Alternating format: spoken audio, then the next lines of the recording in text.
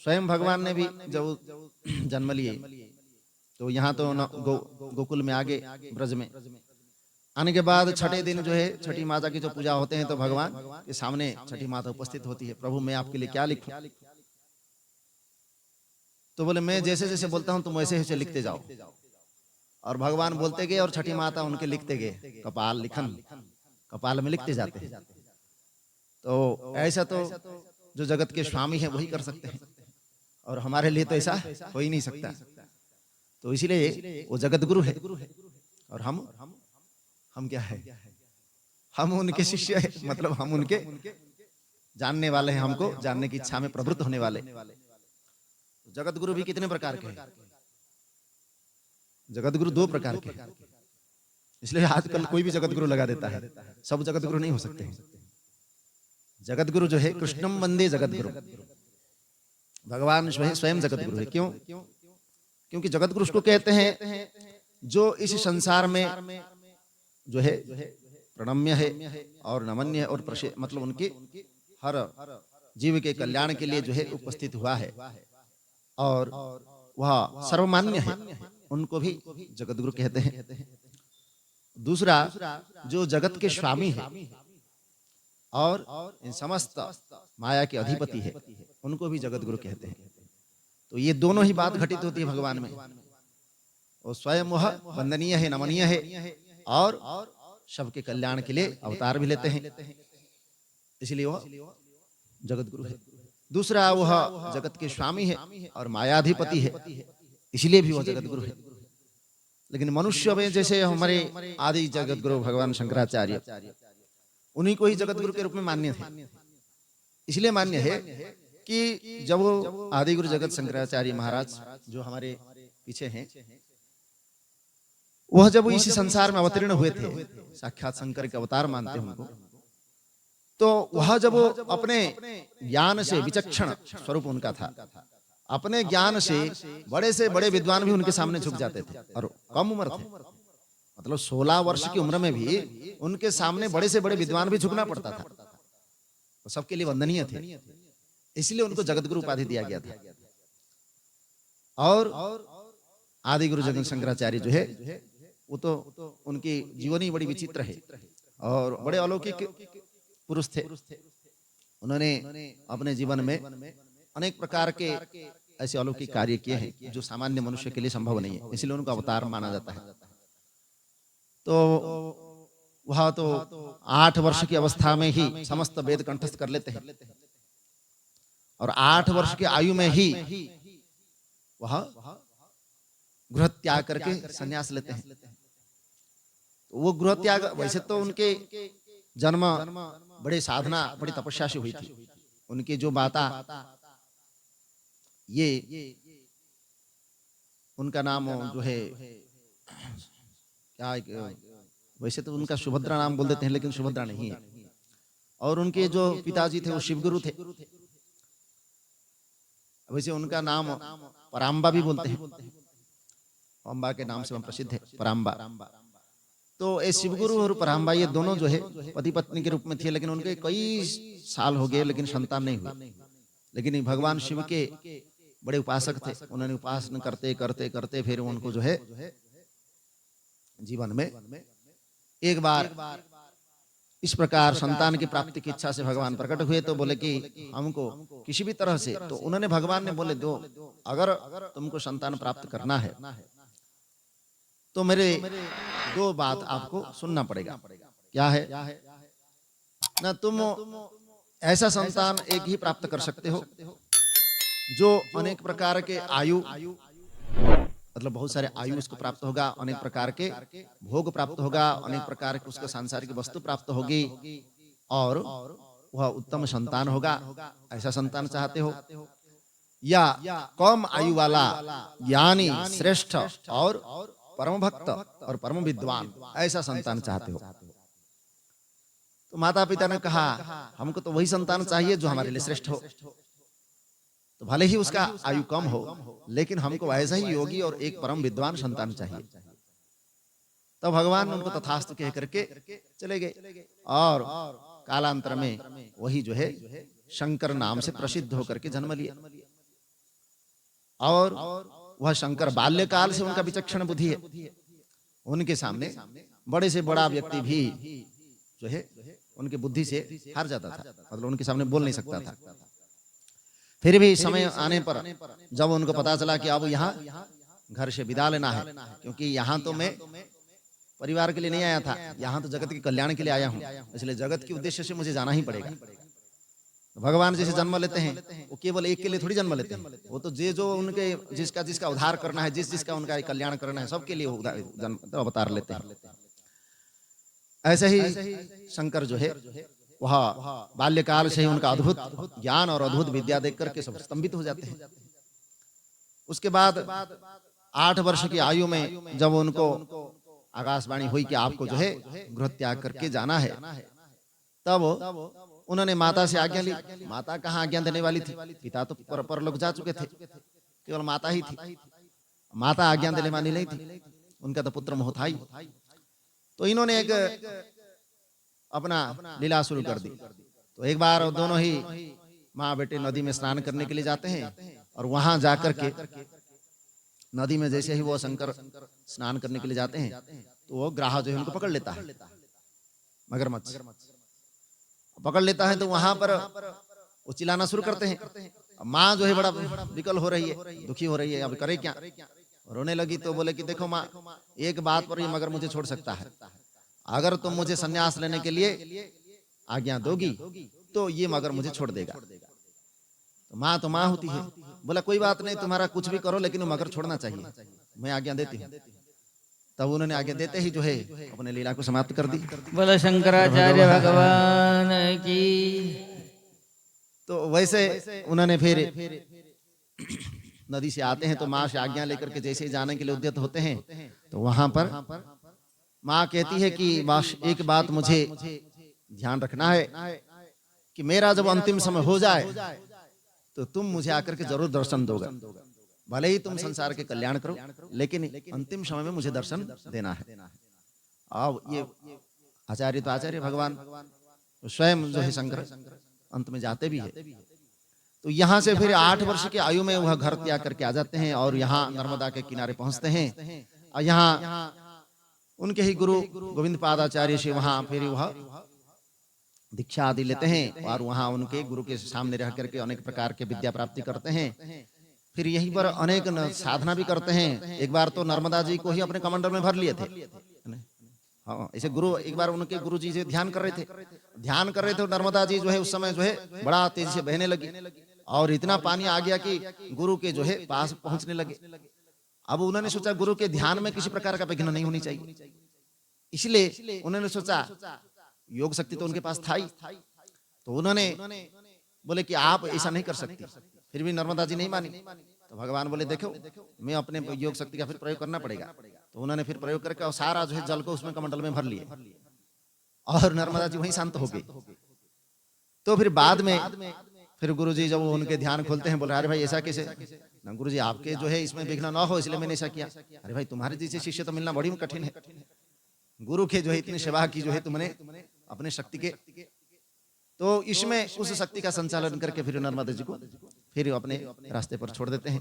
तो इसे योगी की शक्ति भी उनके पास थी।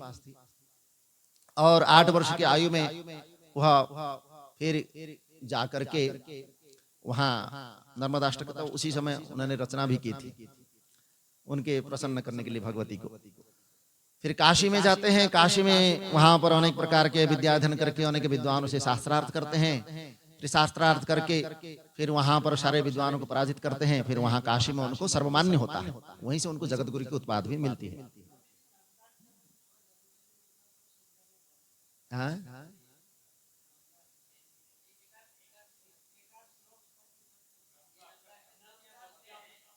क्या चीज? हाँ, सविंदु सिंधु शुष्कल तरंग भंग रंजितम। तो उसमें क्या मतलब उसका अर्थ करना है। हाँ, अभी तो पाठ किए थे उसको। हाँ, इसमें मतलब अष्टक नर्मदा अष्टक जो है ये भगवती को प्रसन्न करने के लिए भगवान ने उसको गाए थे। तो उन्होंने जब देवी भगवती ने कहा कि मैं आपको कुछ वर देना चाहती हूँ, तो उन्होंने वर भी दिए थे स्वयं नर्मदा जी ने।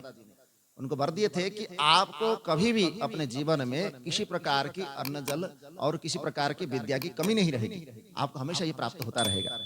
तब भगवान शंकर जहां भी गए उनको किसी प्रकार की कोई चीज की कमी नहीं रही।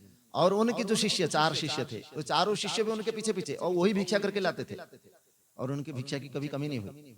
इसलिए उन्होंने कौपिन पंचकम लिखे, वेदांत वाक्येषु सदारमन्तः भिक्षान्न मात्रेण चतुष्टिमन्तः करुणैकवन्तः सदुखा कौपीनवन्तः खलु भाग्यवन्तः। ये भाग्यवान होते हैं, मतलब ऐसे जो कौपीनधारी जो सन्यासी होते हैं बड़े भाग्यवान होते हैं कि उनके जीवन में कोई अपेक्षा नहीं रहती है, समस्त विषयों से निरपेक्ष रह करके अपने जीवन में बड़े आनंद का अनुभव करते हैं। कौपिन पंचक में बहुत विस्तार से लिखे हैं। तो इसीलिए जीवन में ऐसी जो आचार्य है जो सबका कल्याण करने के उद्देश्य से ही, मतलब ऐसा अद्वैत वेदांत का उन्होंने स्थापना किया। आज तक 1200 साल हो गया, मतलब 1200 साल के बाद भी वो सिद्धांत आज भी वैसा ही ऐसा ही है, उसको कोई इधर उधर नहीं कर सका। तो ऐसे अटूट जो सिद्धांत है उसको उस समय अगर कोई रचित किया है, उसको देख करके ही बाद में हमारे दूसरे जो आचार्य रामानुजाचार्य आदि जो है बाद में भाष्य रचना की है। लेकिन पहले मूल स्वरूप को उसी प्रकार स्थापना करके मूल स्वरूप का चिंतन करके, वेद के जो उपनिषद के मूल स्वरूप है उसी को ही चिंतन करके उसी को ही प्रमाण मान करके अपने भाष्य को रचना करना, ये तो कोई ऐसे दिव्य ज्ञानी पुरुष ही कर सकता है, सबके साधारण व्यक्ति के लिए संभव नहीं। इसलिए वो जगत गुरु है, इसलिए वो सर्वमान्य है, सबके कल्याण के लिए किए हैं और सबका हित के लिए उन्होंने इस प्रकार रचना किया है। इतना ही नहीं, लोगों ने कई लोगों ने उनसे प्रश्न भी किए, इसलिए प्रश्नोत्तरी भी लिखे हैं। तो कई लोग प्रश्न उन्होंने किए, उस प्रश्न में जो है उन्होंने जीवन में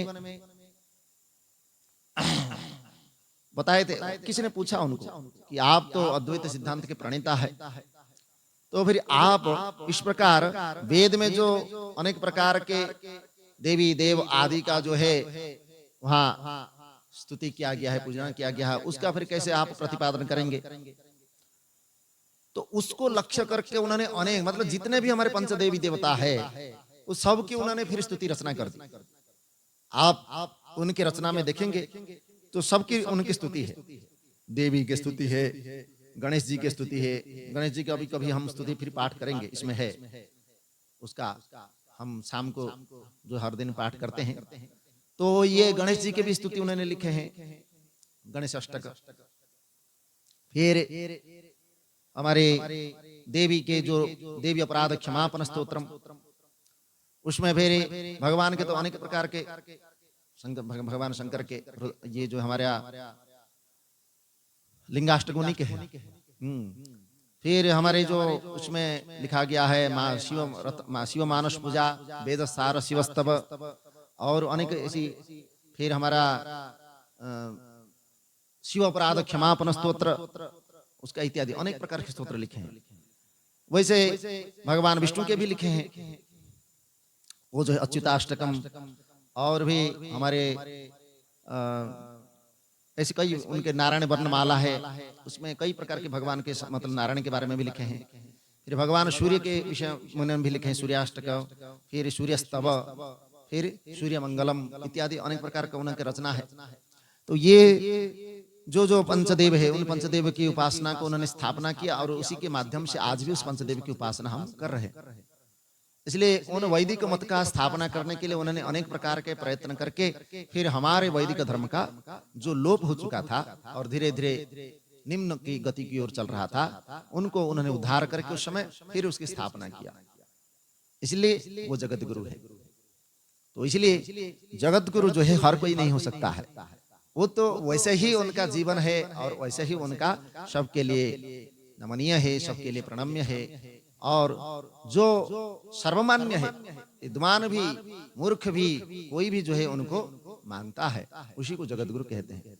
बाद में तो उन्होंने स्वयं व्यास जी महाराज उनसे मिलते हैं बद्रीनाथ में, क्योंकि उन्होंने बद्रीनाथ में जो मूर्ति है अभी ये उन्होंने स्थापना की है, माने भगवान शंकराचार्य ने स्थापना की है।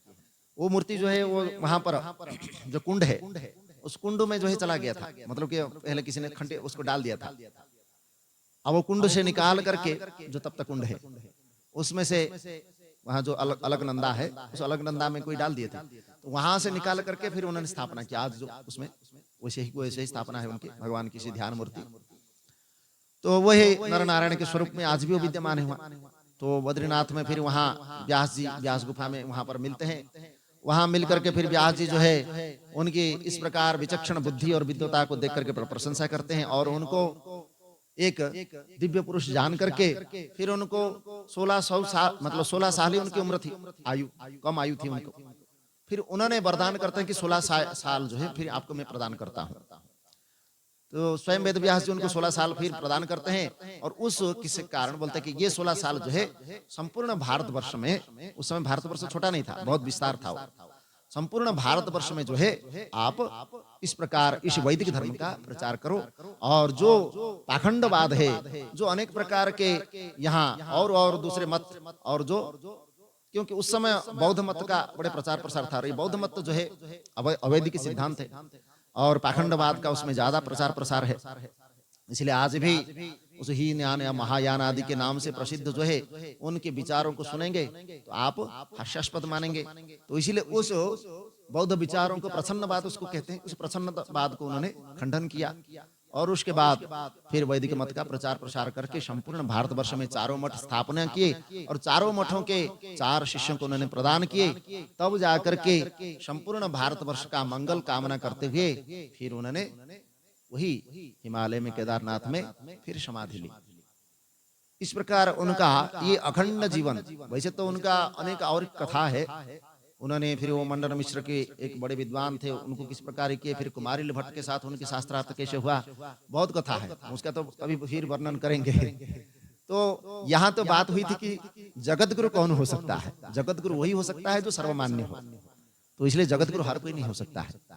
इसलिए उन्होंने ये 4 मठ के जो स्थापना किए, तो उसमें 4 मठ में जो आचार्य के रूप में रहते हैं, उनके जो शिष्यों को पद्मपादाचार्य, तोटकाचार्य, हस्तमालाकाचार्य और सुरेश्वराचार्य, ऐसे 4 मठ को उन्होंने 4 दिगों में, जो श्रृंगेरी मठ है, गोवर्धन मठ है, ये ज्योतिर्मठ है, ये शारदा मठ है, इस 4 दिशाओं में उन्होंने स्थापना की। और कभी भी किसी भी प्रकार की, उस समय ही शुरू हो चुका था इस प्रकार विधर्मियों का आक्रमण शुरू हो चुका था, तो किसी भी विधर्मियों का आक्रमण करके यहाँ पर हमारे धर्म को नुकसान न करे, इसलिए इसे सनातन मत की उन्होंने स्थापना की थी, ताकि सब लोगों में, सब प्रकार के, सबके हृदय में इस प्रकार सनातन भाव जागृत रहे। इसलिए आज भी इस शंकर मत में जो आचार्य हुए हैं, उन्होंने कभी भी आचार्य के मत को खंडन नहीं किया। ऐसे बड़े से बड़े विद्वान हुए हैं, इसी हमारे शंकराचार्य की परंपरा में बहुत बड़े बड़े विद्वान हुए, और लेकिन उन्होंने कभी भी भाष्य का इधर उधर नहीं किया कि ये भाष्य इधर कर दो, कि इधर लिख दो, ये ठीक नहीं है, वो ठीक नहीं है, ऐसा कभी नहीं किया। उन्होंने सोचे आचार्य ने जो बताया है वही ठीक है, और वो सिद्धांत को आज भी कोई काट नहीं सका। तो इसीलिए उसमें अगर कोई दोष निकालता है, मतलब शंकर भाष्य में अगर कोई दोष निकालता है, तो उसका बुद्धि खराब है। तो ऐसे जीवन में जो है हम, आप कभी, वैसे तो आपको वो कभी समझ में नहीं आएगा वो भाष्य, फिर भी कभी कभी हम बीच बीच में बोल देते हैं, कभी कभी जो प्रवचनों में बोल देते हैं, कभी कभी वो सिद्धांत की बात बोल देते हैं। तो सिद्धांत की बात समझने के लिए हमको संस्कृत पढ़ने की जरूरत नहीं है, खाली भाषा को समझने की जरूरत है, क्योंकि जो वेद की भाषा है वो बड़े रहस्यपूर्ण भाषा है। उस भाषा को सुनने से हमको बड़ा आनंद भी आता है। जैसे वहां उन्होंने कहा, वेदो नित्यम अधीयताम तदुदितम कर्मम सनुष्ठीयताम, उन्होंने लिखते हैं पंचम, भगवान शंकराचार्य जो साधन पंचकम है उसमें ये लिखते हैं कि प्रत्येक मनुष्य को वेद नित्य ही अध्ययन करना चाहिए, और उसमें जो कर्म बताया गया है वेद के कर्म भाग, उसमें जो शास्त्र उचित जो कर्म बताया गया है उसका हमेशा आचरण करना चाहिए, इत्यादि जो साधन पंचक में और भी अनेक विषय है। तो उसमें इसलिए उन्होंने कहा कि जो वेदगामी और वेदगम्य जो ज्ञान है, उसको जो स्वयं ही हृदयंगम किया हो वही ऐसा बता सकता है। जो कभी वेद के विषय में जानता ही नहीं और वेद के सार तत्व को कभी ग्रहण किया ही नहीं, और वेद के अनुरूप जो हमारे ये पुराण आदि शास्त्र है उसका सारांश क्या है उसको जब समझा ही नहीं, तो फिर ऐसे व्यक्ति ऐसे अनर्गल बात करेगा ही करेगा। इसीलिए उस अनर्गल बातों से हमेशा बचना चाहिए। हमको यहाँ पर अपने जीवन को इस प्रकार व्यर्थ जाने के लिए तो हमने नहीं किया है, भगवान ने हमको ऐसा नहीं दिया है। तो जो कुछ हमको जानना चाहिए आपको इस वैदिक धर्म में ही बहुत कुछ मालूम पड़ जाएगा। तो भगवान कहते हैं परित्राणाय साधूनाम विनाशाय च दुष्कृताम। अब यहाँ साधु कौन है, दुष्ट कौन है? कौन है?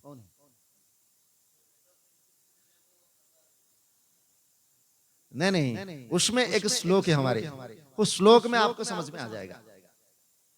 उसमें कहते हैं विद्या विवादाय धनम मदाय शक्ति परेशान परिपीडनाय खलश्चमेतद् विपरीत साधु ज्ञानाय दानाय च रक्षणाय।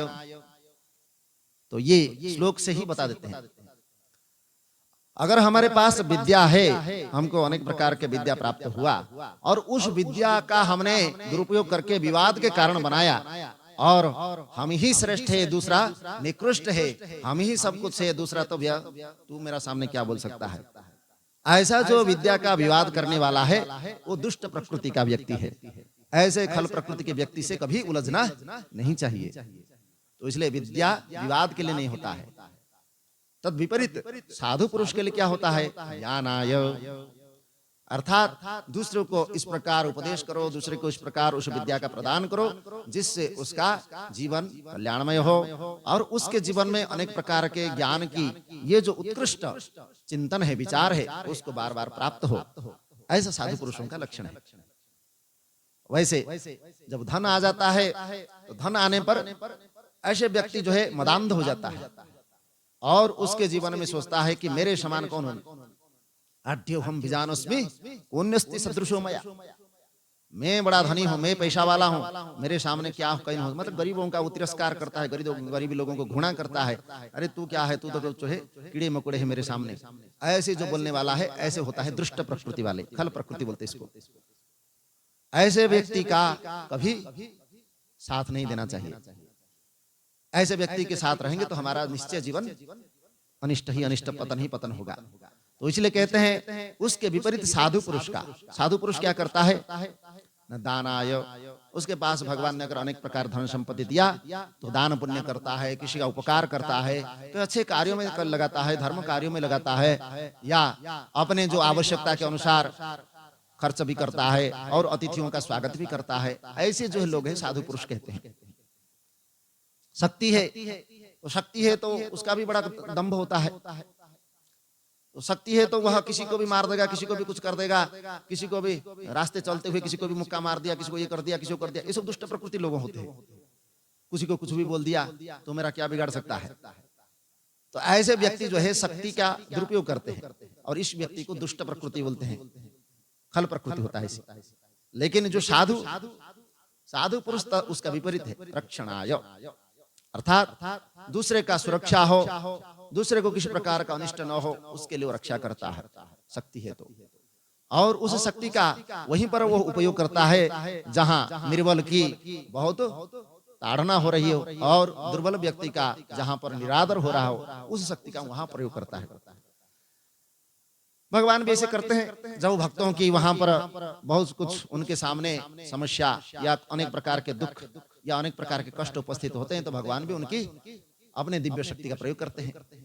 इसलिए साधु और दुष्ट में यही फर्क है कि साधु के पास जो है वह कभी भी किसी प्रकार का अपकार में, दुरुपयोग में या किसी का अनिष्ट में नहीं लगा सकता। लेकिन दुष्ट व्यक्ति कोई भी चीज उसको मिल जाए उसका वो दुरुपयोग करेगा ही करेगा। इसलिए भगवान कहते हैं ऐसी जो दुष्कृति नाम, जो दुष्ट व्यक्ति है, दुष्ट विवेक बुद्धि वाला है, आसुरी के गुणों को लेकर के जो इस संसार में प्रवृत्त हुआ है उसका तुम्हें विनाश करता ही करता है। विनाश करने के लिए उनको इधर उधर करने की जरूरत नहीं, बस उसी का बुद्धि का हरण कर ले, वो अपने आप में विनाश हो जाता है, अपने कर्म के कारण ही विनाश हो जाता है। भगवान मारने के लिए नहीं आते हैं। अब किसी ने बोला था, आज किसी ने ऐसे एक बार किसी ने ऐसे फोन में बात किया था, बोल रहा था आज जिस प्रकार अधर्म के प्रवृत्ति लोग हो चुके हैं तो भगवान परशुराम को आना चाहिए। तो मैंने बोला भगवान परशुराम को जरूरत ही क्या है, आज के जिस प्रकार दुर्बल लोग उनको फूंक देने से उड़ जाएंगे और भगवान परशुराम की यहाँ जरूरत पड़ेगी ही नहीं।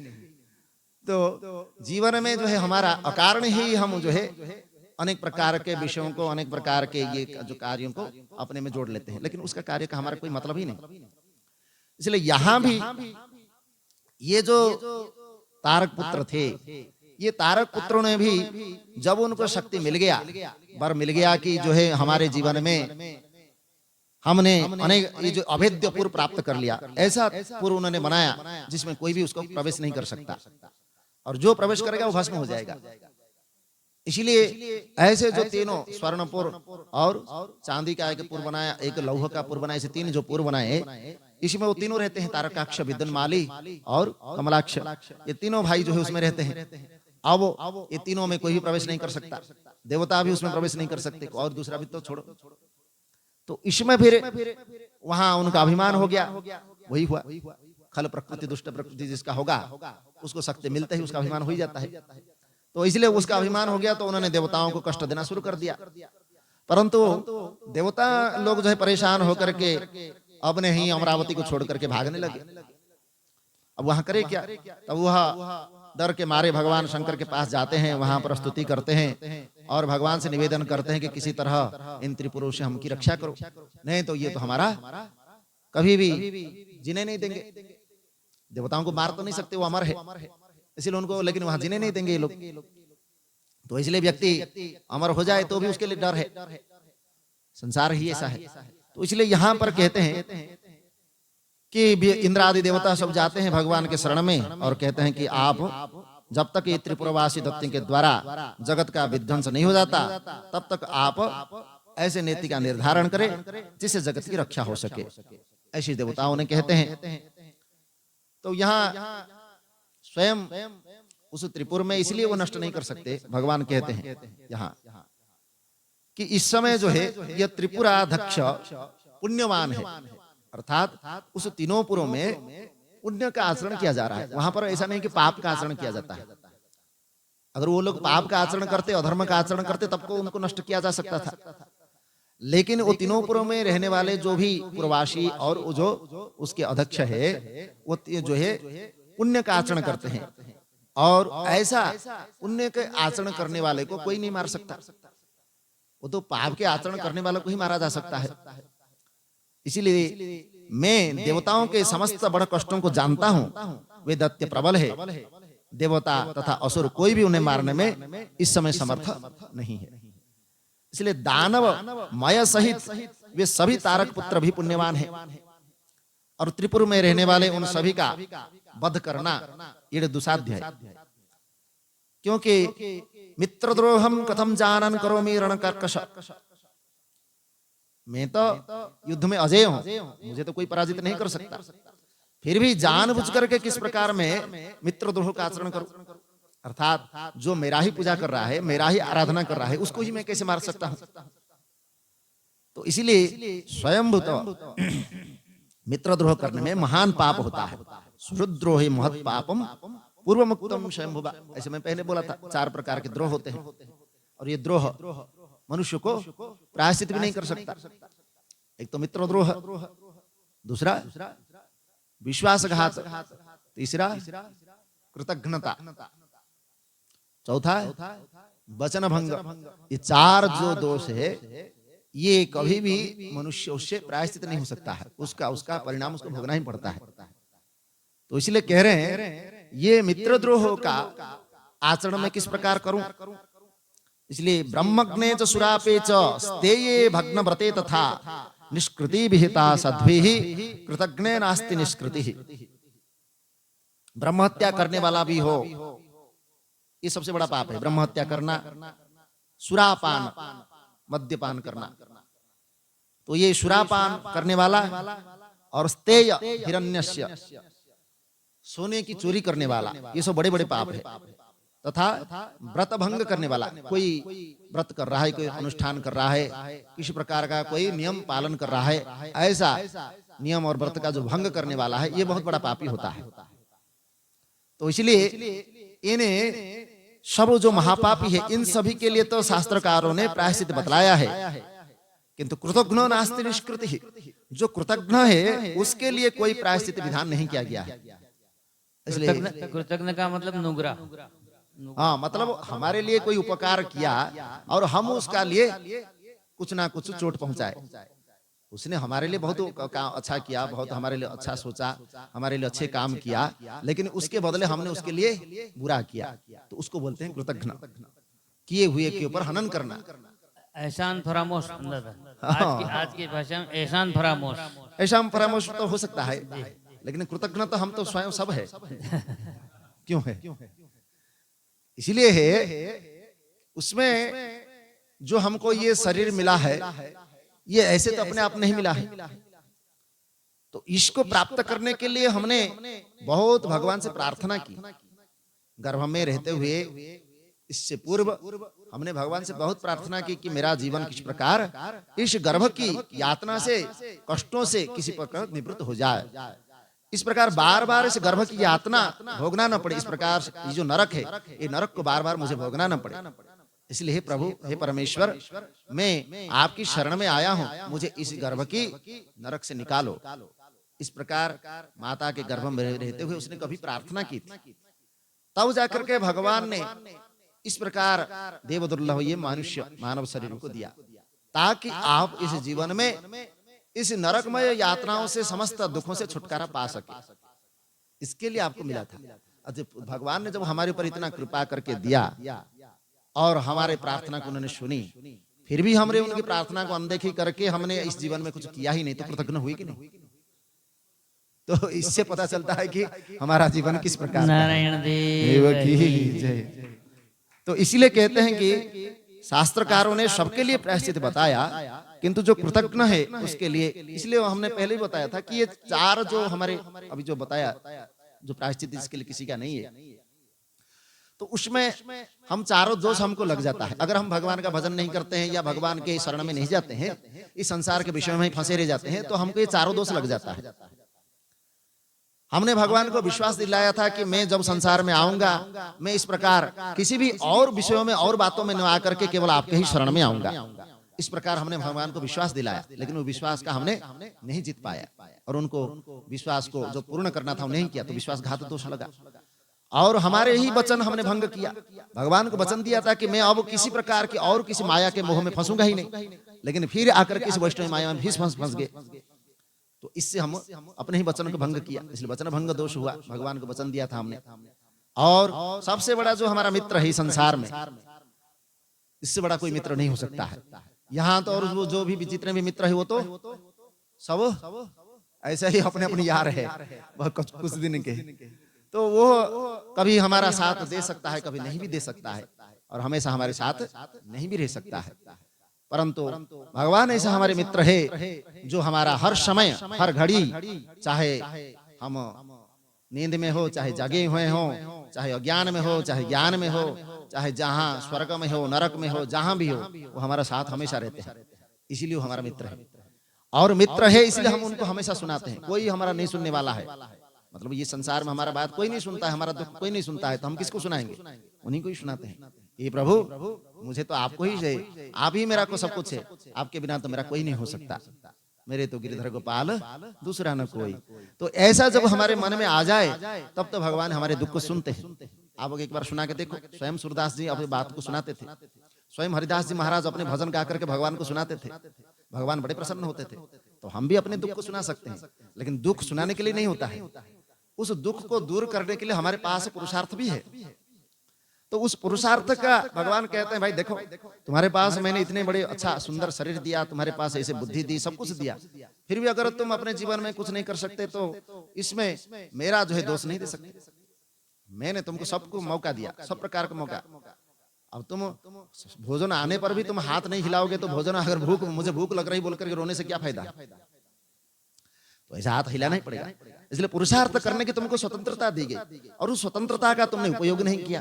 अब जब नहीं किया तो फिर हमारे दोष नहीं हो सकता।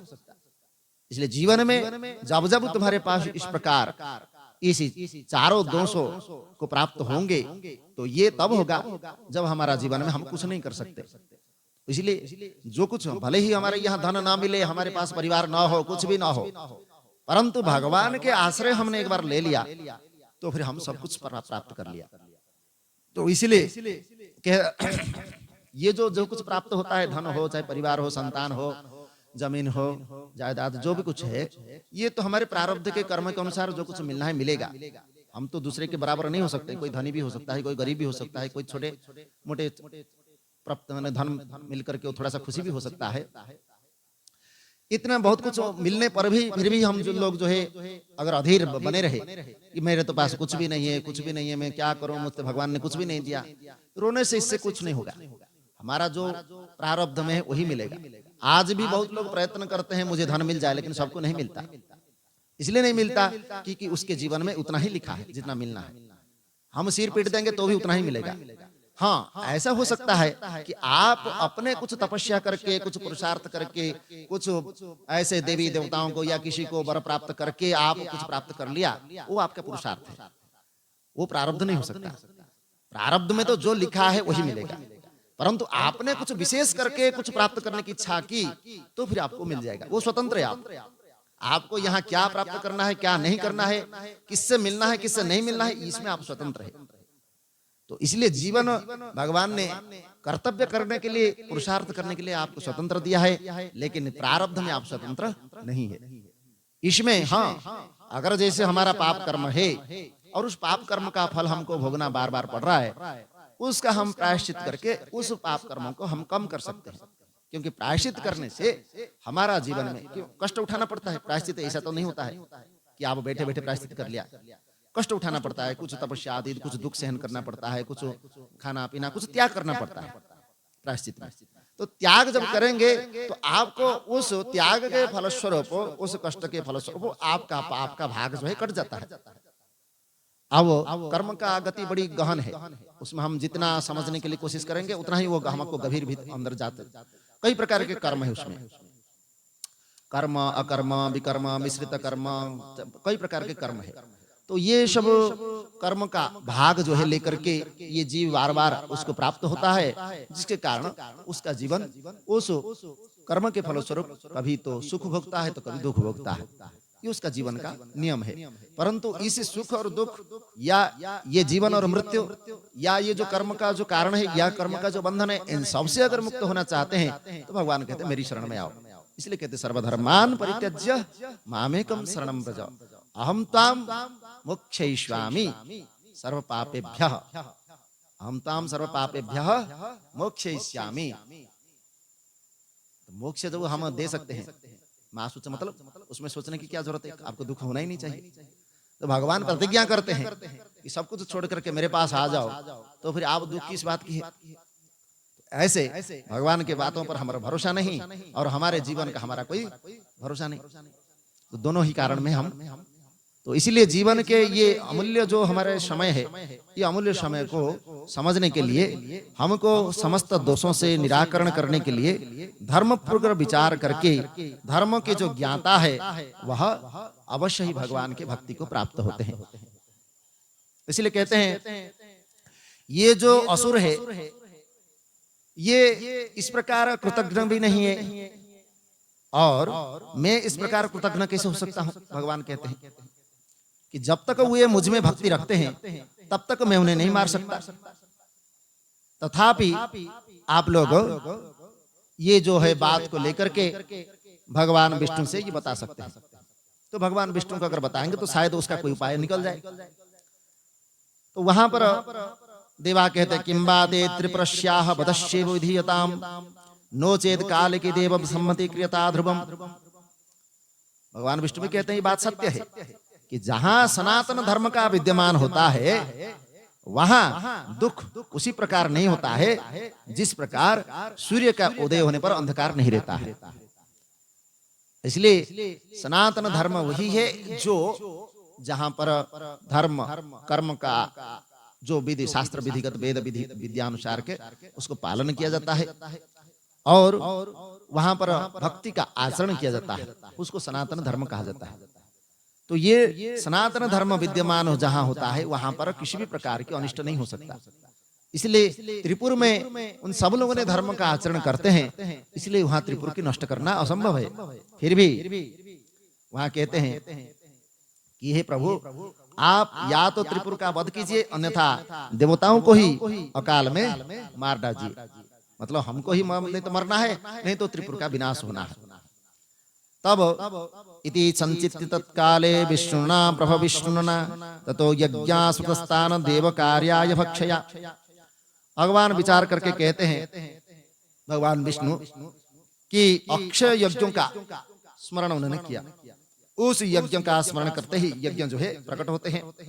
और वहां पर भगवान सनातन यज्ञों को देख करके समस्त इंद्रादि देवताओं के साथ उनसे कहा कि त्रिपुरों के विनाश के लिए कुछ तो उपाय हम कर ही रहे हैं। तब उस यज्ञ कुंड से उन्होंने यज्ञ का आचरण जब करने लगे और यज्ञ का यजन करने लगे, तो विधि विधान से देवताओं के साथ, तब उस यज्ञ कुंड से शूल, शक्ति और गदा हाथ में धारण किए हुए महाकाय हजार भूत समुदाय जो है प्रकट होने लगे।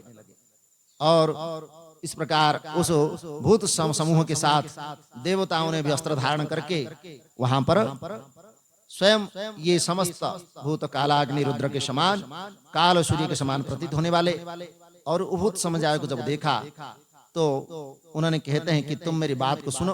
भगवान विष्णु कहते हैं कि शीघ्र जा करके तुम उस त्रिपुरम में जाओ और वहां जा करके दैत्यों के तीनों पुरों को तोड़ फोड़ दो और जला करके लौट आओ। तो वहां पर ये भूत समूह जाते हैं और जा करके उस त्रिपुर में जैसे ही प्रवेश करते हैं वहां स्वयं ही भस्म हो जाते हैं। मतलब उस त्रिपुर में प्रवेश करना संभव नहीं था। और जो बच गए वहां से दौड़ करके भाग करके किसी तरह अपना जान बचाए। तो इस प्रकार धर्मात्माओं का अभिचार से भी नाश नहीं होता, इसमें कोई संशय नहीं है। मतलब अभिचार मतलब हाँ, हम उनके बारे में कुछ बुरा सोच ले, धर्मात्माओं के विषय में कोई धर्म का आचरण करता हो उसके हम सोचेंगे कि वो मर जाए, वो उसका अनिष्ट हो जाए, उसका कुछ हो जाए, तो उसका कुछ होने वाला नहीं है, बस हम सोचते ही रहेंगे। तो ऐसे श्रुति के आचार को प्रमाणित करने वाले भगवान शंकर ने ही कहा है। इसलिए त्रिपुर में रहने वाले वे सभी दैत्य बड़े धर्मनिष्ठ है, इसलिए सर्वथा वो अवध्य है, ये बात असत्य नहीं है। इसलिए महान पाप करके भी वह भगवान शंकर की अर्चना करते हैं, इसलिए सभी प्रकार के पापों से मुक्त है। जैसे पद्मपत्र जल से पृथक रहता है, वैसे ही ये लोग अभी तक अधर्म से, पाप से अछूत है। अब यावत् वेद धर्मास्तु यावद् वै शंकरार्चनम यावत् शुचिकृत्यानि तावन्नाशो भवेन्नहि। जब तक उनमें वेद उचित मार्ग धर्म है, जब तक वे भगवान शंकर की अर्चना पूजा करते हैं, जब तक वे पवित्र समस्त कर्म आचरण करते हैं, तब तक उनका नाश करना संभव नहीं है। इसलिए अब ऐसा कोई उपाय करना चाहिए कि वह वेद धर्म ही न रहे और वो धर्म से च्युत हो जाए, और उनका जो कर्म है, वो जो भगवान के लिंगार्चन कर रहे हैं, भगवान शिवलिंग की जो पूजा कर रहे हैं, वो पूजा ही छोड़ दे। और ऐसा करने पर वो जब अधर्म का आचरण करेंगे तब जाकर के हम उनको मार सकते हैं, नहीं तो मारना संभव नहीं है।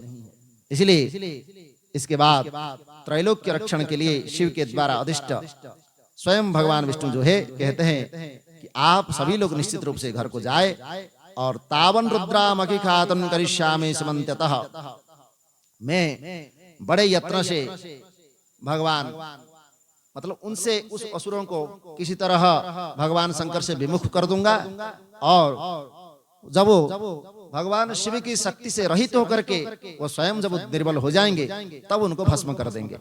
इस प्रकार देवताओं को कह करके भगवान उनको आश्वस्त करते हैं।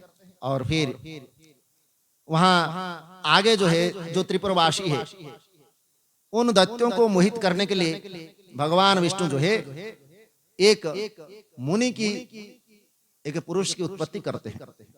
तो वहां कह रहे हैं कि उस समय भगवान स्वयं उस विघ्न उत्पन्न करने के लिए अपने शरीर से ही एक मायामय मुनि रूप पुरुष को उत्पन्न करते हैं। और वो पुरुष किस प्रकार है? मुंडिनम लान वस्त्रम च गुम्फिपात्र समन्वितम।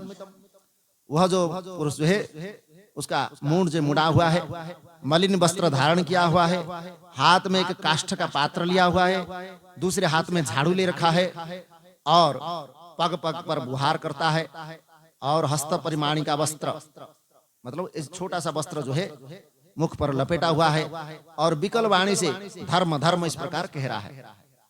तब भगवान को प्रणाम करके बोलता है मेरे लिए क्या आज्ञा है? तो बोलते हैं कि तुम्हारा वचन जो है शत्रुनाशक है, अरिहन, इसलिए आज से तुम्हारा नाम अरिहन है। अब बोलते हैं मैं क्या करूं, इसके लिए आज्ञा दीजिए। तो कहते हैं तुम्हारा वचन बड़े प्रसन्न देने वाला है, इसलिए मैंने जिसके लिए तुम्हारा निर्माण किया है उसको आपको करना है। मेरे शरीर से उत्पन्न हुए तो मेरा कार्य करने में समर्थ हो, इसलिए सदा तुम्हारे इस लोक में पूज्य रहोगे। तुम्हारा नाम अरिहन होगा और तुम्हारे अन्य भी शुभ नाम होंगे। मैं बाद में तुमको स्थान बताऊंगा जहां तुमको आदर पूर्वक निवास करना है।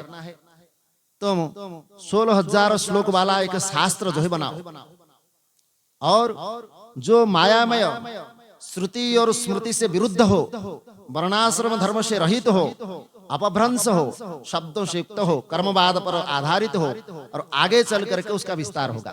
और इस कलयुग में ही हो रहा है। आज जो है उसका जो कर्मवाद को अधिक महत्व दिया जा रहा है और सिद्धांतवाद को कोई मानता ही नहीं। तो वही शास्त्र आज ज्यादातर श्लोक जो 16,000 वाला जो श्लोक लिखा गया वही शास्त्र आज प्रमाणित माना जाता है। अब जो हमारे बौद्ध शास्त्र है जिसको बौद्ध सिद्धांत कहते हैं वो पूरी तरह कर्मवाद के ऊपर निर्धारित है। उसमें किसी प्रकार की भी सत्यवाद का, जिसको हम ईश्वर तत्व मानते हैं, उसमें सत्यवाद का कुछ भी नहीं है। इसलिए वहां कभी कुछ कहते हो, कभी बोलते हैं विज्ञान जो है उसी को ही सत्य मानते हैं, कभी बोलते हैं और जो अणु परमाणु है वही सत्य है, कभी कहते हैं कुछ भी नहीं है, जो शून्य है वही सत्य है। तो ऐसे प्रकार उनका शून्यवाद आदि है, विज्ञानवाद, अणुवाद आदि है। तो इसलिए यहाँ उसको इस मायामय श्रुति का स्वयं उसमें भागवत में भी कहा गया है। स्वयं जब बुद्धावतार भगवान आएंगे बुद्धावतार में, तो जो यहाँ पर पापी लोग हैं उनका मति भ्रमित करने के लिए, उनको वेद मार्ग से अलग करने के लिए उन्होंने एक दूसरा ही मार्ग अनुसरण करेंगे जो कि अवैदिक सिद्धांत होगा। और उसी समय ये वर्णाश्रम धर्म से रहित स्मृति के विरुद्ध, शास्त्र के विरुद्ध उस वचन का उन लोगों को भ्रमित करके इस वैदिक मार्ग से अलग कर देंगे जो इस वैदिक मार्ग में पाखंड फैला रहे थे। और तब ये पाखंडवाद दूर होकर के केवल सनातन वैदिक धर्म का स्थापना करेंगे बौद्ध अवतार में। तो भगवान बौद्ध अवतार होंगे। तो इसलिए कहते हैं कि उन परमात्मा का जो है वचन को सुन करके कि तुमको इस प्रकार शास्त्र का निर्माण करना है, इसलिए तुमको सामर्थ्य देता हूं। और उन परमात्मा भगवान श्री विष्णु का वचन सुन करके उस मायावी ने प्रणाम करके कहने लगा कि मुझे जो करना हो उसे आप बताओ। तो फिर उस मुंडी के द्वारा ऐसा कह जाने पर भगवान कहते हैं तमुवाच पुनर्विष्णु श्रुत्वा शिवपदाम्बोजम मोहनीय में दत्या सर्वे त्रिपुरवासिनः। भगवान कहते हैं कि तुमने जो है त्रिपुर में रहने वाले इन समस्त दैत्यों को मोहित करो और तुम उन्हें दीक्षित करो और प्रयत्न पूर्वक इस शास्त्र को पढ़ाओ। मेरी आज्ञा के कारण तुमको ऐसा करने से कोई दोष नहीं लगेगा, क्योंकि इसमें उन अधर्मियों को, पापियों को नष्ट करना है जो दिखाते तो धर्म है लेकिन होता कुछ और है, उसी को ही पाखंड कहते हैं। मतलब करता कुछ और है, कहता कुछ और है, उसी को ही पाखंड कहते हैं। तो कह रहे हैं इसमें जो है ऐसे व्यक्ति का हानि करने से, इस व्यक्ति का नष्ट करने से किस प्रकार का दोष नहीं होगा। इसमें संदेह नहीं है कि वहाँ श्रौत स्मार्त धर्म प्रकाश कर रहे हैं, किंतु इस विद्या के द्वारा उन सब धर्म को च्युत करो। इसलिए अब तुम त्रिपुरवासियों के विनाश के लिए जाओ और तमोगुणी वाला धर्म को प्रकाशित करके उन तीनों पुरों का नाश जैसे होगा वैसा करो। उसके बाद वहां से जब तुम्हारा काम पूरा हो जाएगा तो मरुस्थल में जाकर के कलयुग के आने तक वहीं अपने धर्म के साथ निवास करना। मतलब इस कलयुग में वो मुंडी आज भी है और उस युग के आ जाने पर तुम शिष्य प्रशिष्यों के साथ अपने धर्म का प्रचार करना और उसी का वैसे ही व्यवहार करना। और मेरी आज्ञा से तुम्हारे इस धर्म का निश्चित रूप से विस्तार होगा। मेरी आज्ञा से तत्पर होकर के तुम मेरी गति प्राप्त करोगे। इस प्रकार भगवान शंकर की आज्ञा से भगवान विष्णु वहां से कह करके चले जाते हैं और उस मुंडी ने जो अरिहन नाम था वही 4 शिष्यों को निर्माण किया और स्वयं उनको इस माया शास्त्र का पढ़ाया। जैसा वह स्वयं था उसी प्रकार के 4 शिष्यों भी उसे मुंडी बन गए और स्वयं वहां पालन करते हुए, मैंने भगवान की आज्ञा का पालन करते हुए 4 शिष्यों से कहा कि जैसे तुम लोगों के गुरु है वैसे ही मेरे आज्ञा से तुम भी बनो और तुम लोग धन्य हो और इस प्रकार सद्गति को प्राप्त करो। इसके बाद 4 के 4 हाथ में पात्र लिए, नासिका पर वस्त्र बांधे, जैसे आजकल है, जैसे हमारा जैन साधु होते हैं नासिका पर जो है वस्त्र बांधते हैं, उसी का उन्हीं का ही वर्णन यहाँ कर रहे हैं। तो बोलते हैं कि तुम लोग जो है नासिका पर वस्त्र बांधो, हाथ में जो है पात्र लो और मलिन वस्त्र धारण करके अत्यधिक न बोलते हुए धर्म ही लाभ परम तत्व है और ऐसा हर्षपूर्वक कहते हुए वस्त्र के छोटे छोटे टुकड़े से बने हुई मार्जनी धारण करो।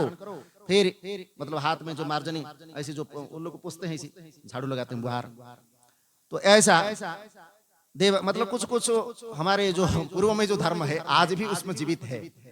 तो इसीलिए सभी प्रसन्न होकर के भगवान को नमस्कार करते हैं और उसके बाद भगवान विष्णु ने उनका हाथ पकड़ करके उन्हें गुरु को अर्पित कर दिया और अत्यंत प्रेम के साथ उनको नाम बताया, जैसे तुम मेरे हो उसी प्रकार ये भी मेरे है, इसलिए तुम्हारा आदि रूप यह नाम होगा। मतलब उन शिष्यों का आदि रूप नाम दे दिए। तो इसलिए वो ऐसे उनका जो जैन धर्म का पहले जो मतलब तीर्थंकर हुए उनका नाम ही आदिनाथ है, तो उसी से वो प्रारंभ हो चुका है। तो इसलिए पूज्य होने से वह पूज्य भी कहे जाओगे। ऋषि, यति, कीर्य एवं उपाध्याय ये नाम भी तुम्हारे प्रसिद्ध होंगे, इसलिए ये नाम को ग्रहण करना चाहिए। और अरिहन ये मेरा नाम जो है ध्यान योग्य और पाप नाशक होगा। इस प्रकार सब लोग जो है अपने मायावी अपने शिष्यों के साथ भगवान को प्रणाम करके फिर वहां से अपने इच्छा अनुसार त्रिपुर के पास जाते हैं। वहां अपने तो माया शक्ति भगवान ने उनको दिया है, तो उस महामायावी शक्ति के द्वारा वहां चारों शिष्य और वह गुरु सारे जो है उस त्रिपुर में प्रवेश करते हैं और वो अपने शिष्यों के सहित नगर के उपवन में जाकर के निवास करके बड़े बड़े मायावियों को भी मोहित करने वाली माया को फैलाते हैं। परंतु उस माया का फैलाने पर भी उनके जो असुर थे वहां त्रिपुरवासी, उनके ऊपर कोई प्रभाव नहीं पड़ा। तब भगवान विष्णु के स्मरण करते हैं, तब बोलते हैं कि भाई देखो मैं ऐसे करने पर भी किस प्रकार कुछ नहीं हुआ। तो हाँ फिर भगवान नारद जी को बुलाते हैं, भाई देखो तुम्हारा जाकर कुछ सहायता करो। तो नारद जी को बुला करके नारद जी को भेजते हैं। नारद जी भी अपने माया से एक दूसरा ही रूप धारण करते हैं और वहां जाकर के भगवान की आज्ञा से उस पुर में प्रवेश करते हैं और उस मायावी से वहां पर दीक्षा ग्रहण कर ले। और नारद जी ने फिर वहां त्रिपुराधिपति जो है उनके पास जाकर के कुशल मंगल पूछ करके राजा से कहते हैं, भाई देखो तुम्हारे यहाँ नगर में बहुत बड़े विद्वान आया हुआ है, वेद विद्या में बड़ा प्रवीण है और उसका धर्म के विषय में बहुत ज्ञान है और उस विषय में जानने के लिए तुमको उनसे दीक्षा लेना चाहिए। अर्थात अनेक प्रकार के विषय में विद्या, अनेक प्रकार के ज्ञान उसके पास है। अब ये जो अरिहन जो मायावी था, ये तो अपने माया से अनेक प्रकार विद्या का उसने भगवान से प्राप्त किया हुआ है, इसलिए मतिभ्रम करने के लिए उसका जो है अपना प्रयोग करना था। तो नारद जी भी उसको इस प्रकार पाठ पढ़ा दिए। तब वहां कहते नारद जी का ये अर्थ सार को सुनकर के दैत्याधिपति बड़ा विस्मय हो गया और मोहित होकर के मन में कहने लगा कि नारद जी जो है जब स्वयं दीक्षा लिए है तो हम भी उससे दीक्षा ग्रहण कर ले। ऐसा सोच करके वहां गया और जाकर के इत्येवं तु वचः श्रुत्वा दैत्यराजस्य निर्मलं प्रत्योवाच स्वत्रेण ऋषिशा सनातनः। इस प्रकार ये त्रिपुराधिपति दैत्यराज जाकर कहते हैं कि भाई देखो आप बड़े महात्मा जाने पड़ते हो, इसलिए हम बिना सोचे समझे किसी को भी मान लेते हैं। भाई आप तो हमारे गुरुजी है, कुछ भी कर सकते हैं, और कुछ ना हमको दो, तो कुछ ना कुछ हमारे लिए कुछ करो। अगर कुछ नहीं करते हैं और चमत्कार नहीं होता है तो फिर आप हमारे गुरु नहीं हो सकते। अगर चमत्कार कर देते हैं तो हमारा गुरु हो गए। तो ऐसी वही होता है कई बार है। तो इसलिए कहते हैं कि इत्येवं आप जो है मैंने आपके विषय में बहुत सुना है, इसलिए आप मुझे दीक्षा दीजिए, मैं आपका शिष्य बनूंगा और ये सत्य बात है। तो इस प्रकार दत्त्यराज के वचन को सुन करके उस मायावी ऋषि ने प्रयत्न के साथ, यदि तुम मेरी आज्ञा का पालन करोगे, मतलब मैं जैसा बोलूंगा अगर वैसा करोगे तभी मैं दीक्षा दे सकता हूं, अन्यथा तुम कितना भी उपाय कर लो मैं दीक्षा नहीं दूंगा। ऐसे ही होता है, जो मतलब पाखंड को बताना होता है तो ऐसा ही करता है। तो उसको कहेगा तुम हमारी बात अगर चेला बनोगे तो मैं जो जो बताऊंगा तुम ऐसा ऐसा करोगे तो तुमको मैं दीक्षा दूंगा, नहीं तो नहीं दूंगा। तो ऐसे सदगुरु का वचन नहीं होता है। सदगुरु तो बस उन्होंने अधिकारी शिष्य को देखा और उनकी कृपा दृष्टि पड़ गई तो हमारी बुद्धि बदल जाती है। बोले सदगुरु भगवान की जय। तो मदीया करणीया स्यात्, मैं जैसा जैसा करूंगा वैसे वैसे आप करते जाना। दत्त्यराज बोला जैसी आज्ञा है, वो तो माया से मोहित हो ही चुका था, इसलिए आप जैसा करेंगे उसका विपरीत मैं नहीं करूंगा, आपका आज्ञा का उल्लंघन नहीं करूंगा। तब त्रिपुरादि के वचन को सुन करके जो है वह फिर दीक्षा ग्रहण करते हैं। फिर जिस दीक्षा के विधान से तुम कृतार्थ भी हो जाओगे, ऐसा कह करके उस मायावी ने विधि विधान के साथ अपने धर्म में बताई गई दीक्षा, क्योंकि उन्होंने पहले विपरीत शास्त्र उन्होंने बना लिए थे 16,000 श्लोक, वो उसी शास्त्र को उनको पढ़ाना था। तो इसलिए दत्त्यराज के दीक्षित हो जाने पर त्रिपुरावासी जो भी थे वो भी उस धर्म में दीक्षित हो गए। राजा जब वो स्वीकार कर लेता है तो प्रजा भी वैसे ही कर लेता है। वही हुआ था जब सम्राट अशोक, पहले तो उन्होंने राजा होकर के समस्त धर्म का पालन करते थे, बाद में उन्होंने बौद्ध धर्म को अपना लिया था। तो राजा अपनाने के बाद उन्होंने फिर प्रजा भी ऐसे बन गए, इसलिए बौद्ध धर्म का पूरी भारत में फैल गया था। तब ऐसा हुआ था। वैसे ही यहाँ पर भी त्रिपुरवासियों ने जब राजा का इस धर्म का आचरण करने पर प्रजा भी वैसे ही बन गए। तब यहाँ पर उसे दीक्षा दे करके नारद आदि शिष्यों के द्वारा अरिहन जो है दत्त्यराज से कहते हैं, देखो भाई मेरे वचन को मानो कि वेदांत का सार सर्वस्व परमोत्तम तथा रहस्यमय क्या है। यह संसार कर्ता तथा कर्म से रहित और अनादिकाल से स्वयं सिद्ध है। यह स्वयं उत्पन्न होता है और स्वयं विनष्ट भी हो जाता है। ब्रह्मा से लेकर के तुरने पर्यंत जितने भी शरीरधारी है उनका एक आत्मा ही ईश्वर है, कोई दूसरा उनका शासन नहीं है। जिस प्रकार हम शरीरधारियों के नाम है, उसी प्रकार ब्रह्मा विष्णु महेश आदि ये नाम उन नामधारियों के है। अनादि तो एक अरिहन है, मैं ही अनादि हूँ, इसलिए मुझे ही मानो। ये ब्रह्मा विष्णु तो केवल नाम को मात्र है। तो इसलिए विचार्येण देहस्मिन् किंचित् अवधिकं क्वचित् आहारो मैथुनम निद्रा भयम सर्वत्र सम्मतम। जिस प्रकार हम लोगों का शरीर समय आने पर नष्ट हो जाता है, उसी प्रकार ब्रह्मा से लेकर के मच्छर तक का शरीर भी अपने आप में नष्ट हो जाता है, उसको कोई नष्ट करना नहीं पड़ता है। इसलिए विचार करने पर ज्ञात होता है कि शरीर में कहीं भी कोई विशेषता नहीं है। क्यों? क्योंकि सभी जीवधारियों में आहार मैथुन निद्रा और भय ये समान रूप में है, इसलिए हमारा कोई विशेषता हमारे शरीर में नहीं है। यही तो पाठ है मनुष्य को भ्रमित करने के लिए। तो इसलिए निराहार परिमाणम, मतलब हमको लगता है कि ये धर्म की बात है, लेकिन इसमें धर्म है ही नहीं, क्योंकि धर्म का जो आधार है उस सब आधार विहीन बात किया जाता है। तो आप इससे पता लगा लगते हैं विपरीत बात कहाँ होती है और सही बात कहाँ होती है। आप शास्त्र को समझने में थोड़ा सा बुद्धि लगानी पड़ती है। अब यहाँ हम सुनेंगे तो लगेगा कि ये धर्म की जैसे बात कर रहे हैं, क्योंकि यहाँ ब्रह्मा विष्णु सबका नाम आ रहा है और वह बोल रहे हैं, लेकिन वो किसके लिए कहाँ किस पर किस बात को बोल रहे हैं ये थोड़ा समझने की बात होती है।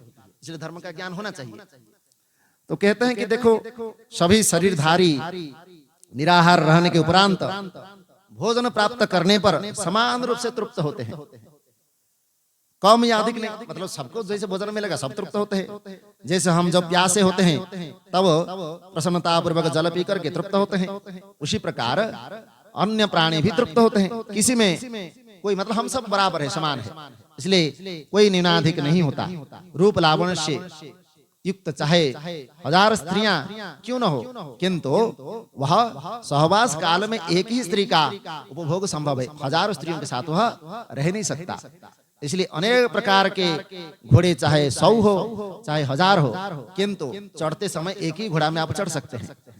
इसलिए निद्रा काल में भी पलंग पर सोने वाले को जो सुख प्राप्त होता है वही सुख निद्रा से व्याकुल होकर के पृथ्वी पर सोने वाले को भी प्राप्त होता है। जैसे हम शरीरधारियों को मरने का भय है, उसी प्रकार ब्रह्मा से लेकर के कीट पर्यंत सभी को मृत्यु से भय होता है।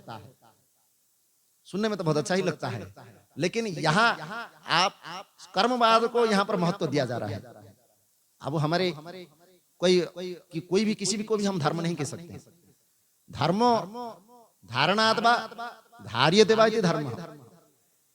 तो जिससे ये समस्त पृथ्वी अपने आप में स्थिर है और अपने आप में क्रियामान है, अपने कार्य स्वयं करने, मतलब जैसे सूर्य चलते हैं अपने रास्ते पर, चंद्रमा अपने रास्ते पर चलते हैं, पृथ्वी अपने अक्षांश में जो है घूमती है, चंद्रमा ये जो समुद्र अपने आधार पर है, पहाड़ पर्वत अपनी जगह पर है, मनुष्य और जो पशु पक्षी कीट पतंग आदि जैसे उनका अन्न खाना पीना सब कुछ अपने सब मतलब व्यवस्थित हो रहा है। ये कौन कर रहा है? धर्म। तो धर्मो रक्षति रक्षितः। तो इसलिए ये धारण करते हैं, इसलिए वह धर्म है। अर्थात हम अगर उसको धारण नहीं करेंगे तो वो हमारे लिए धर्म नहीं हो सकता है। कैसे धारण करते हैं? ना उसको किसी ना किसी रूप में हम धारण करते हैं। अब हम मनुष्य बन गए तो मनुष्य का धर्म हो गया, अब हम पुरुष बन गए तो पुरुष का धर्म हो गया, स्त्री बन गए तो स्त्री का धर्म हो गया, पति बन गए तो पति का धर्म हो गया, पत्नी बन गए तो पत्नी का धर्म हो गया, माता बन गए तो माँ का धर्म हो गया, पिता बन गए तो पिता का धर्म हो गया। किसी ना किसी रूप में उस धर्म को हम धारण करते ही है। इसलिए कर्तव्य का हमको बोध होता है। अगर वो धर्म नहीं होता तो हम कर्तव्य कभी नहीं करते, फिर पशु की जैसे ही रहते। उस धर्म का विवेक है, इसलिए मैं मानते हैं कि मैं माँ हूं तो मैं ऐसा शिशु के लिए करूंगा। भले ही पशु के पास भी होता है लेकिन वह बहुत कम। जैसे वह माँ होकर के जन्म देती है, पशु पक्षी आदि वो भी उनको दूध पिलाते हैं, सब कुछ करते हैं बच्चे को, लेकिन जैसे ही थोड़ा बड़ा हो जाता है उसको लात मार के भगा देता है, अपने पास नहीं रखता है। और उसका अगर खाने में कुछ उसने हिस्सा मांगा तो उसको तुरंत ही मार के भगा देता है, उसको खाना नहीं देता है। तो अपने ही बच्चे को नहीं दे सकता क्योंकि उसके पास वो ज्ञान नहीं है। लेकिन मनुष्य ऐसा नहीं है। मनुष्य जो है अपना खुद भी खाता है, दूसरे को भी खिलाता है और अपने बच्चे को बांट के भी देता है। और 20 साल हो गया बच्चा तो भी सोचते मेरा ही बच्चा है, बहुत छोटा है अभी, तो 20 साल होने के बाद हम छोटा ही मानते उसको। तो इससे हमारा जीवन का जो ज्ञान है, हमारा जो विषय है, हमारे धर्म के कारण हम उसको मानते हैं। इसलिए धारणात इति वा धर्म, इसलिए हम उसको धारण करते हैं और उसको इसका उसी प्रकार हमारे जीवन में उसका बोध भी करते हैं। इसलिए उस प्रकार हमारा विचार आता है, भले ही वो अज्ञान के कारण हो, लेकिन अज्ञान कारण भी हमारा कर्तव्य बोध को हम नहीं भूलते हैं। हमारे बुद्धि उसी प्रकार है। तो इसलिए कहते जो भी शरीरधारी है वह धर्म का विचार करते करते वह प्रत्येक धर्म को अपना मान लेता है। लेकिन धर्म जो है, जो शाश्वत है, जिस धर्म का धारण करने से हमारा जीवन उद्धार हो सकता है, वो एक ही होता है। इसलिए भगवान कहते हैं सर्वधर्मान परित्यज्य, यहाँ सर्वधर्म कहते हैं, एक धर्म नहीं बोल रहे, सर्वधर्मान परित्यज्य अर्थात सारे धर्म को त्याग करके छोड़ करके मेरी शरण में आओ। इसका मतलब हमने एक ही धर्म को जो अलग अलग बांट दिया है, ये जो है पुरुष धर्म, स्त्री धर्म, पत्नी धर्म, पिता धर्म इत्यादि जो अनेक प्रकार धर्मों में हमने बांट रखा है, उन समस्त धर्म को त्याग करो। अर्थात तुम किसी के नहीं हो, तुम अपना मान्यता खुद दे रखे हो। इसलिए तुम इस कर्ता भोक्ता भाव को छोड़ करके मेरी शरण में आओ, तब तुम सर्वधर्म को त्याग करके मेरी शरण में आ सकते हो। तो वहां सारे धर्म को त्याग करो, एक ही धर्म का अपनाओ, और मेरा जो शाश्वत स्वरूप है, नित्य स्वरूप है, उसी को ही धारण करना, यही तुम्हारा धर्म है। इसलिए भगवान उसी को ही कहते हैं। कहाँ कहते हैं? यदा यदा ही धर्मस्य ग्लानिर्भवति भारत अभ्युत्थानम् अधर्मस्य तदात्मानं सृजाम्यहम्। फिर परित्राणाय साधूनां विनाशाय च दुष्कृतां धर्म संस्थापनार्थाय संभवामि युगे युगे। तो धर्म की स्थापना के लिए मैं प्रत्येक युग में कुछ ना कुछ अवतार को धारण करता हूँ।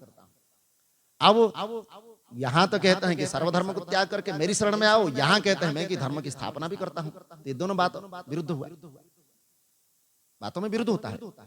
तो उसमें क्या आप कह सकते हैं? ये वो कौन सा धर्म है, ये कौन सा धर्म है?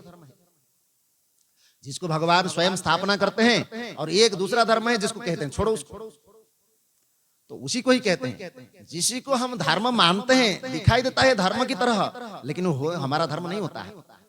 लेकिन और एक जो धर्म है, जो शाश्वत है, अविरल है, नित्य है, और कभी उसका नष्ट नहीं हो सकता है, वही सनातन धर्म है। उस सनातन धर्म को स्थापना करने के लिए भगवान आते हैं, और उसी से ही ये समस्त जगत अपने आप में स्थित है। तो भगवान कहते हैं जब ये जगत की मैंने स्थापना की, सबसे पहले धर्म की स्थापना की, क्योंकि धर्म के बिना ये जगत स्थिर हो ही नहीं सकता। इसीलिए जब उन्होंने कहा एको हम भविष्यामि प्रजाय, मैं एक से अनेक हो जाऊं, इस प्रकार संकल्प करते ही सबसे पहले उनके हृदय से धर्म की जो है आविर्भाव हुआ। धर्म क्या है न, जो धारण करता है और जिसको धार्यते वा, मतलब जो सबको धारण करता है और जिसको धारण करने से हम सुखी हो सकते हैं, उसको कहते हैं धर्म। इस प्रकार धर्म का चिंतन करने से ही हम धार्मिक कह सकते हैं। अन्यथा केवल हम पूजा पाठ कर लिया या और कुछ कर लिया, हाँ इसमें हम भगवान के लिए व अपने कुछ कल्याण के लिए ये एक छोटा कार्य हो सकता है, ये एक कर्म का हमारे मार्ग को प्रशस्त कर सकता है, परंतु पूजा पाठ आदि करने से, धूप अगरबत्ती लगा देने से इतना ही धार्मिक नहीं है।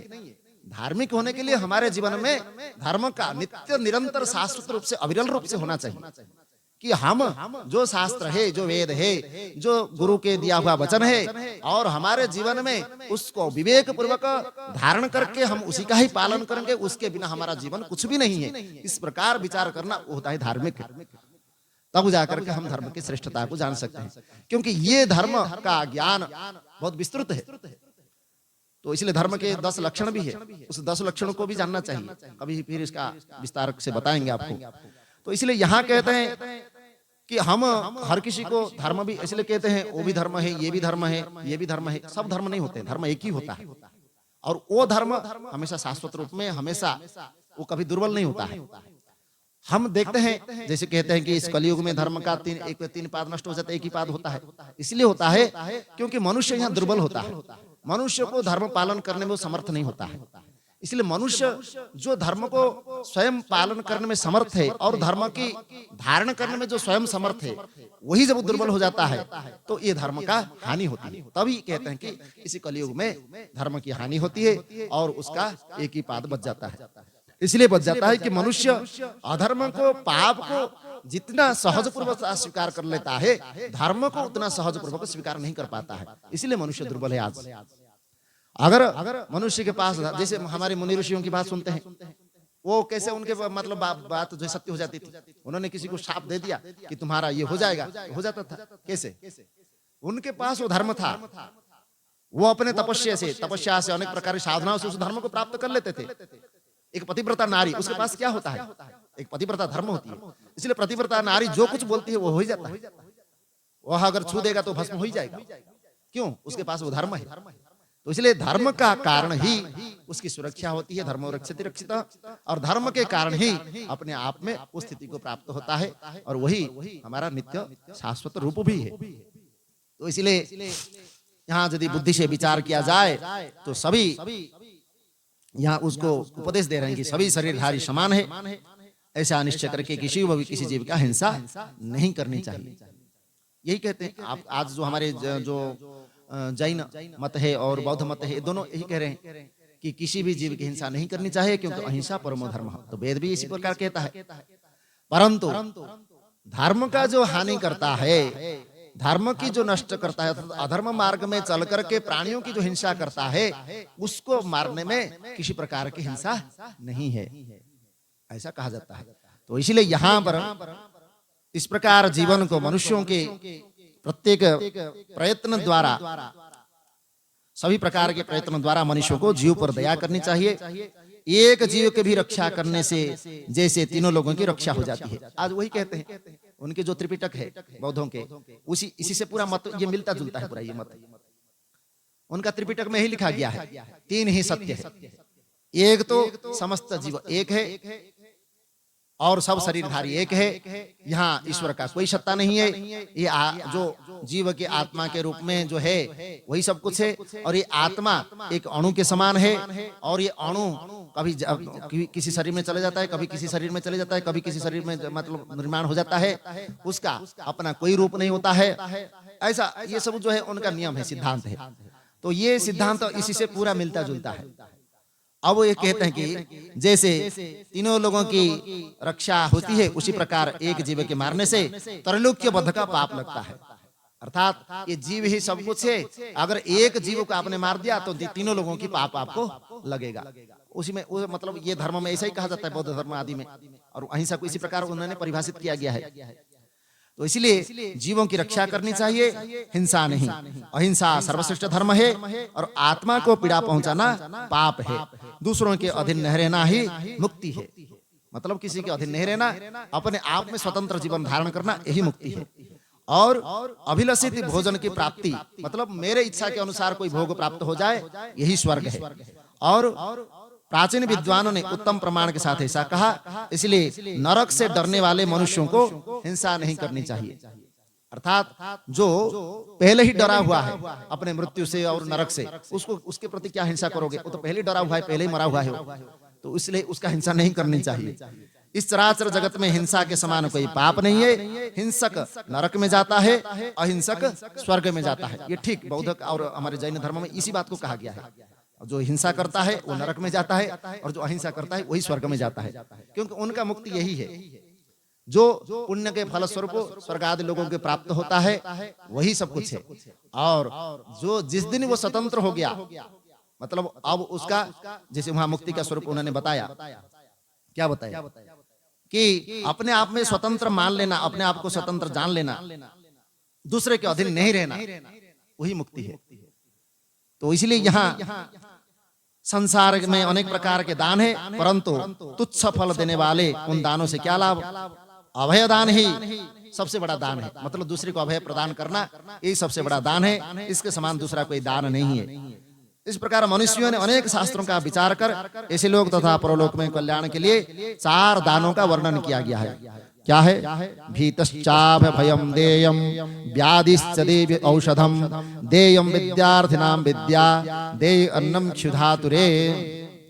भयभीत लोगों को, मतलब कोई हमारा भयभीत होकर के हमारा आश्रय ले रहा है, मतलब कोई निराश्रय आश्रय लेना चाहता है, तो उस लोगों को अभय प्रदान करना, ये सबसे बड़ा दान है। रोगियों को औषध देना, ये भी बड़ा दान है। विद्यार्थियों को विद्या दान करना, ये भी बड़ा दान है। भूखों को अन्न प्रदान करना, ये भी बड़ा दान है। और सबसे बड़ा दान क्या है? नहीं, विद्या तो विद्यार्थियों को दान करना, लेकिन सबसे बड़ा दान क्या है? अर्थात सबसे बड़ा हमारा दान हुआ कि गुरु के प्राप्त ज्ञान से अज्ञान का समूल रूप से विनाश करना, ये सबसे बड़ा दान है। लेकिन वहां इसको नहीं कहा गया, क्योंकि वो मुक्ति का स्वरूप ऐसा नहीं मानते हैं। वहां जो जिस प्रकार सिद्धांत को मानने वाला है उसको वैसा ही कहना होता है। यहाँ पर अज्ञान से सारा पाप होता है, सारा हिंसा होता है, उसको यहाँ नहीं बताया गया। जो भी हमारा हिंसा होती है, पाप होता है, व अधर्म आचरण करते हैं, व जो भी हम यहाँ संसार में कुछ भी दुर्गति को प्राप्त होते हैं, हमारा अज्ञान ही सबका कारण है। इसको वहां नहीं बताया गया। क्यों? क्योंकि मुक्ति का वो स्वरूप है ही नहीं। मुक्ति का जो ज्ञान का स्वरूप है उसके विषय में है बता ही नहीं गया। इसलिए वो जो अरिहन नाम के ये जो मायावी व्यक्ति है, उसने वही बात को बता रहा है जो अधूरा हो, मतलब पूर्ण बात को नहीं बताना, अधूरी बात को बता करके उनको भ्रमित करना। आप ऐसा ऐसा करो तो आपको ऐसा होगा, ऐसा ऐसा करो तो वैसा होगा। आपको क्या करने से आपको ये करना ही नहीं पड़ेगा, वो बात नहीं बताएंगे। तो इसीलिए बोलते हैं व्यक्ति को ऐसे बातों में उलझाओ कि वो करते ही रहे और कुछ वो समझ ही नहीं पाए, तो ऐसी बात को उससे बताना होता है। तो ये इसको ही माया भी बोलते हैं। तो इसीलिए बोलते हैं, और भी बहुत सारी बात है, समय हो चुका है, तो आज जो है आगे फिर उसका विचार करेंगे। आज यहीं पर उसका विराम देते हैं और भगवान के चरणों में बारंबार नमन करते हैं, वंदन करते हैं। बोलो सच्चिदानंद भगवान की जय, सद्गुरुदेव भगवान की जय। ओम नमः शिवाय, ओम नमः शिवाय, ओम नमः शिवाय, ओम नमः शिवाय, ओम नमः शिवाय, ओम नमः शिवाय, ओम नमः शिवाय, ओम नमः शिवाय। हर हर भोले नमः शिवाय, हर हर भोले नमः शिवाय, ओम नमः शिवाय, ओम नमः शिवाय, ओम नमः शिवाय, ओम नमः शिवाय। रामेश्वराय शिव रामेश्वराय, रामेश्वराय शिव रामेश्वराय। हर हर भोले नमः शिवाय, हर हर भोले नमः शिव गंगाधराय गंगाधराय शिव गंगाधराय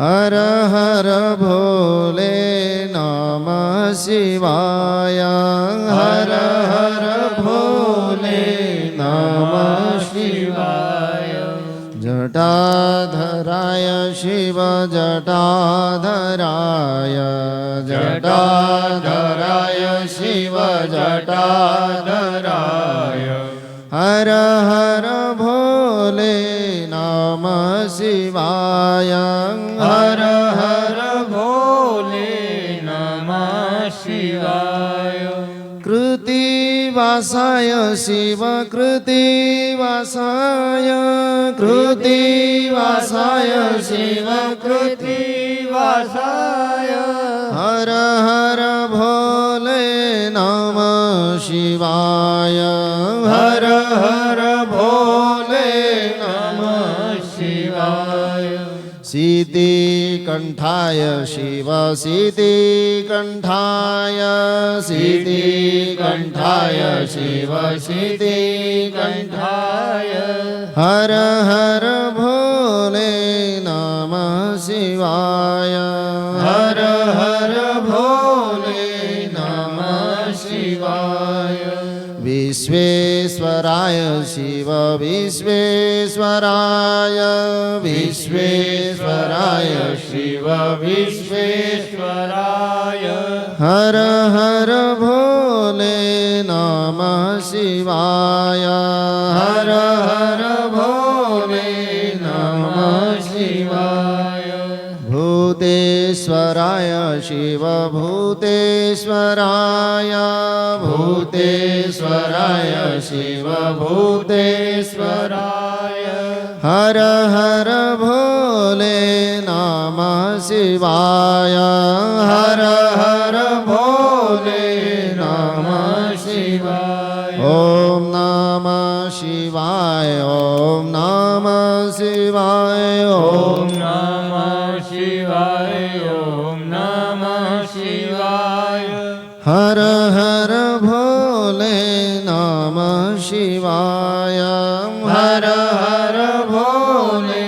नमः शिवाय हर हर भोले नमः शिवाय हर हर भोले नमः शिवाय बोलो शंकर भगवान की जय पशुपतिनाथ भगवान की जय श्री भूतेश्वर महादेव की जय ओम सर्वे भवन्तु सुखिनः सर्वे सन्तु निरामया सर्वे भद्राणि पश्यन्तु मा कश्चित् दुःखवा भवेत् असतो मा सद्गमय तमसो मा ज्योतिर्गमय मृत्योर्मा मृतं गमय ओम पूर्णमदः पूर्णमिदं पूर्णात् पूर्णमुदच्यते पूर्णस्य पूर्णमादाय पूर्णमेवावशिष्यते ओम शांति शांति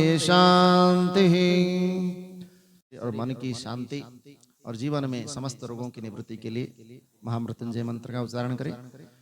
ओम त्र्यंबकं यजामहे सुगंधिं पुष्टिवर्धनम् उर्वारुकमिव बन्धनान् मृत्योर्मुक्षीयमामृतात् ओम त्र्यंबकं यजामहे सुगंधिं पुष्टिवर्धनम् उर्वारुकमिव बन्धनान् मृत्योर्मुक्षीयमामृतात् ओम त्र्यंबकं यजामहे सुगंधिं पुष्टिवर्धनम् उर्वारुकमिव बन्धनान् मृत्योर्मुक्षीयमामृतात्। समस्त विपत्तियों की निवृत्ति के लिए देवी का जो मंत्र है उसको उच्चारण करें। ओम शरणागत दीनार्त परित्राण परायणे सर्वस्यार्ति हरे देवी नारायणि नमस्तुते। ओम शरणागत दीनार्त परित्राण परायणे सर्वस्यार्ति हरे देवी नारायणी नमस्तुते। ओम शरणागत दीनार्थ परित्राण परायणे सर्वस्यार्ति हरे देवी नारायणी नमस्तुते। ओम शांति शांति शांति।